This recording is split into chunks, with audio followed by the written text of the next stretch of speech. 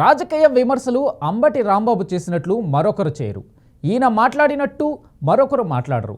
ఎమ్మెల్యేగా గెలిచింది 2 సార్లే అయినా తన ప్రత్యర్థిపై మాటల తూటాలు పేల్చడంలో అంబటి దిట్ట. కార్యకర్తలను ఎవరు ఏమన్నా ఊరుకోరు. అందరినీ కలుపుకొని సరదాగా ముందుకు సాగే తత్వం ఈయన సొంతం. కానీ పార్టీపై వచ్చిన వ్యతిరేకతతో ఓటమి పాలయ్యారు.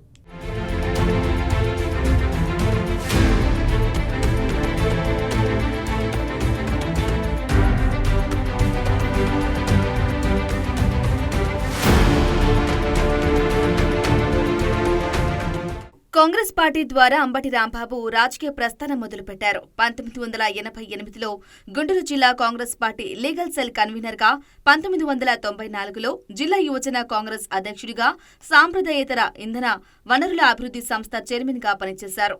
1989లో జరిగిన అసెంబ్లీ ఎన్నికల్లో రేపల్లె నియోజకవర్గం నుండి కాంగ్రెస్ పార్టీ తరపున పోటీ చేసి తొలిసారి ఎమ్మెల్యేగా గెలిచారు. పబ్లిక్ అకౌంట్స్ కమిటీ సభ్యుడిగా కూడా నియమితులయ్యారు. ఆ తర్వాత 1994, 1999లో జరిగిన ఎన్నికల్లో ఓటమి పాలయ్యారు.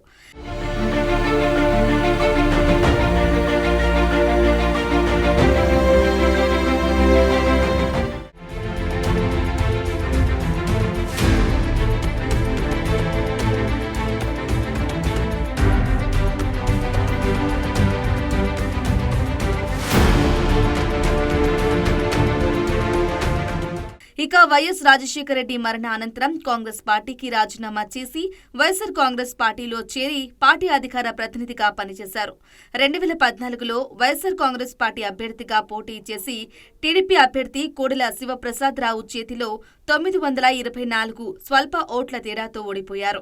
ఆ తర్వాత 2019లో మళ్లీ వైసీపీ అభ్యర్థిగా పోటీ చేసి కోడెల శివప్రసాదరావుపై 20,876 ఓట్ల మెజార్టీతో ఎమ్మెల్యేగా గెలిచారు. 2022 ఏప్రిల్ 11న వైఎస్ జగన్ మంత్రివర్గంలో జల వనరుల శాఖ మంత్రిగా కూడా విధులు నిర్వహించారు.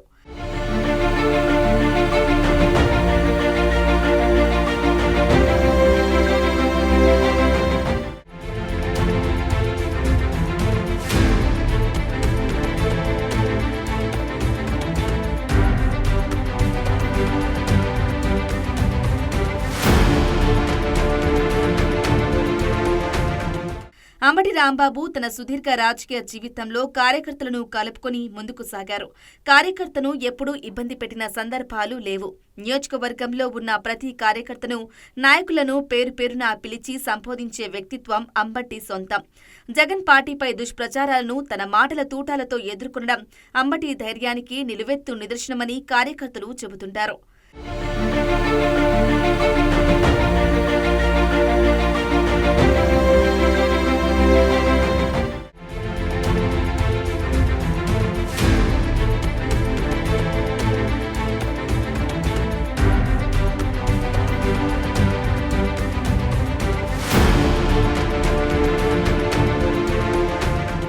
ప్రతిపక్షం వారు ఎన్ని ఆరోపణలు చేసినా ఎదుర్కొని ప్రత్యర్థులకు సమాధానం ఇవ్వడంలో ఆయనే సాటి అని అంటారు. ప్రతిపక్ష పార్టీ శ్రేణులు సత్తెనపల్లి నియోజకవర్గంలోని తన కార్యకర్తలు, అనుచరులపై ఎన్ని విమర్శలు చేసినా క్షమించగల మనస్తత్వం ఉన్న నేత అంబటి రాంబాబు అని స్థానికులు చెప్పే మాట.